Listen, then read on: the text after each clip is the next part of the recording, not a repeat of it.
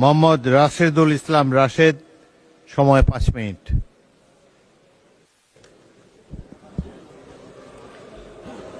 আলহামদুলিল্লাহ রব্বিল আলামিন, আসসালাতু ওয়াসসালামু আলা রাসূলিহিল আমিন ওয়া আলা আলিহি ওয়া আসহাবিহি আজমাইন। মাননীয় স্পিকার, আপনাকে ধন্যবাদ। আপনার মাধ্যমে আমি আমার নির্বাচনী এলাকা 143 শেরপুর 1-এর সমস্ত জনগণ, বিশেষ করে ভোটার বৃন্দ, যারা আমাকে বিপুল ভোটের ব্যবধানে নির্বাচিত করে এই সংসদে পাঠিয়েছেন, তাদেরকে অশেষ মোবারকবাদ জানাচ্ছি। মাননীয় স্পিকার, আজকে ভেবেছিলাম যে শুরুতেই আমার উপর যে জুলুম নির্যাতন হয়েছে সেই বিষয়ে কথা বলবো, আমার উপর যে 63টি মামলা হয়েছে সেটি নিয়ে কথা বলবো, কিন্তু আমি দেখছি আমার সামনে এমনও লোক আছেন, এমনও সংসদ সদস্য আছেন যাদের 450, 500, 600 মামলা হয়েছে। আমি ভেবেছিলাম আমার যে 8 দিনের গুম দশা ছিল সেই গুম দশা নিয়ে কথা বলবো, কিন্তু আমার পাশে বসে আছেন এমন একজন যিনি 8 বছর আয়না ঘরে বন্দী অবস্থায় ছিলেন। আমার পাশে, আমার আশেপাশে এমন সব সংসদ সদস্য রয়েছেন যারা নিজেরা, নিজেদের পরিবারের সদস্যগণ এবং তার আশেপাশে দলীয় কর্মীগণ, দলীয় নেতৃবৃন্দ এমন নির্যাতনের শিকার হয়েছেন যারা 17 বছরের ফ্যাসিবাদের কবলে পড়ে এই গোটা বাংলাদেশে কারাগারের মধ্যে অবস্থান করেছেন। মাননীয় স্পিকার, আজকে আমি এই সব কিছু মিলিয়ে শুধুমাত্র আপনার মাধ্যমে এটুকুই দাবি জানাবো, যাদের কারণে আজকে গোটা বাংলাদেশ কারান্তরীণ ছিল 17 বছর, যাদের কারণে গুম দশা থেকে আমাদের প্রিয় ভাই বোনদের মধ্যে অনেকেই এখনো পর্যন্ত ফিরতে পারলেন না, তাদের ব্যাপারে একটি আশু সুরাহা, আশু বিচার অতি শীঘ্রই আপনার মাধ্যমে আমি কামনা করছি। মাননীয় স্পিকার, আমি মনে করি আমাদের এই বর্তমান সরকার যেমনি ভাবে একটি অনন্য নজির সৃষ্টিকারী সরকার, যে উভয় পক্ষ,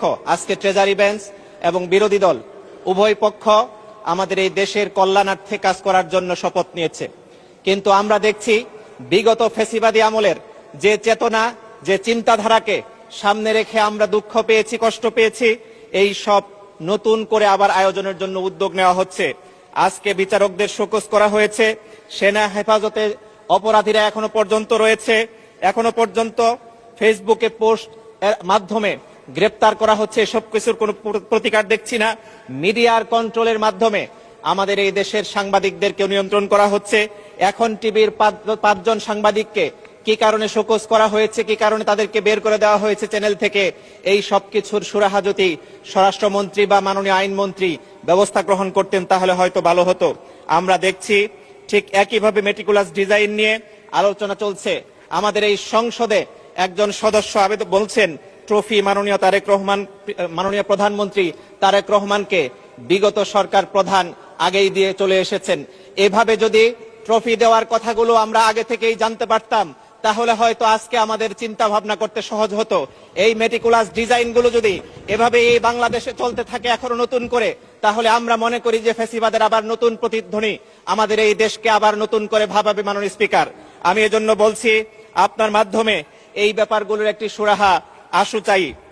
মাননীয় স্পিকার, আধিপত্যবাদ বিরোধী অবস্থান নিয়ে যদি আমাদের এই সংসদ, ট্রেজারি বেঞ্চ কথা বলতো তাহলে আমরা বেশি খুশি হতাম। অতি দ্রুত যদি সীমান্ত হত্যা বন্ধ করা না হয়, যদি এই সব কিছুর রূপরেখা নিয়ে আলোচনা করা না হয়, আমরা যদি এই সব কিছু থেকে বের হওয়ার জন্য নতুন কোনো উদ্যোগ না নিতে পারি, তাহলে আধিপত্যবাদ আবার আমাদের এই দেশে চেপে বসতে পারে। এটা আমাদের জন্য খুবই দুঃখজনক হবে। মাননীয় স্পিকার, চলমান সংকট নিরসনে আমাদের বিরোধী দলীয় নেতার পক্ষ থেকে বেশ কয়েকবার দাবি তোলা হয়েছে, আবেদন করা হয়েছে, এমনকি কমিটি করা হোক, বসার জন্য বিভিন্ন স্টেককে সাথে নিয়ে আলোচনার জন্য পরিবেশ তৈরি করা হোক। এই বিষয়গুলো বারবার বলার পরেও এখনো পর্যন্ত আমরা কিন্তু কোনো উদ্যোগ দেখছি না, অথচ তেল সমস্যায় আমি আমার নিজের গাড়ি পর্যন্ত কনভার্সনের দিকে চলে যেতে বাধ্য হচ্ছি। মাননীয় স্পিকার, আমি এজন্য সকলের প্রতি আবেদন রাখছি, ট্রেজারি বেঞ্চ এবং আমরা যারা বিরোধী পক্ষ আছি উভয়কে নিয়ে একটি সমন্বিত আলোচনার পরিবেশ তৈরি করা হোক। মাননীয় স্পিকার, বিভিন্ন জন বিভিন্নভাবে, কেউ এলাকা, কেউ আপনার সাথে পার্সোনাল সম্পর্ক, নানানভাবে সময় বেশি নিয়েছেন, আমি কোনভাবে নিব জানি না, তবে আমার অবহেলিত এলাকা শেরপুরের জন্য কিছু কথা বলতে চাই। এজন্য যদি আমাকে কিছু সময় একটু বাড়ি দেওয়া হয় আপনার প্রতি কৃতজ্ঞ থাকব। মাননীয় স্পিকার, অনেক পথ পাড়ি দিতে হবে বলেই আমরা মনে করছি আমাদের এই সরকারকে। আমরা অনেক কিছু সংস্কার করব বলে ভাবছিলাম, ঢেলে সাজাতে হবে বলে ভাবছি। পাচারকৃত টাকা ফেরত আনতে হবে, ফ্যাসিবাদের বিচার করতে হবে। সাগর রুনি সহ বিগত দিনে অনেকগুলো মামলা আমাদের সামনে এখনো পর্যন্ত আছে। মিটফোর্ডে ব্যবসায়ী সোহাগকে পাথর মেরে হত্যা করা হয়েছে, সেই সব কিছুর বিচারও কিন্তু আমাদের করতে হবে।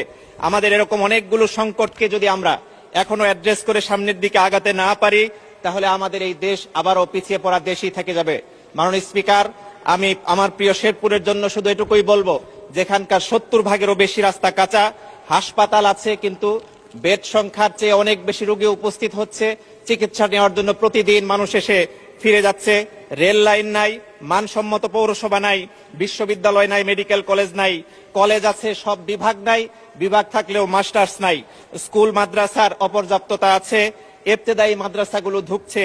এমত অবস্থায় ব্রিজ কালভার্টের কথা কতটুকুই বা বলবো। মাননীয় স্পিকার, এই সবকিছু মিলিয়ে আমি আপনার কাছে দাবি জানাচ্ছি, আমার অবহেলিত শেরপুরের দিকে একটু বিশেষ নজর দিবেন।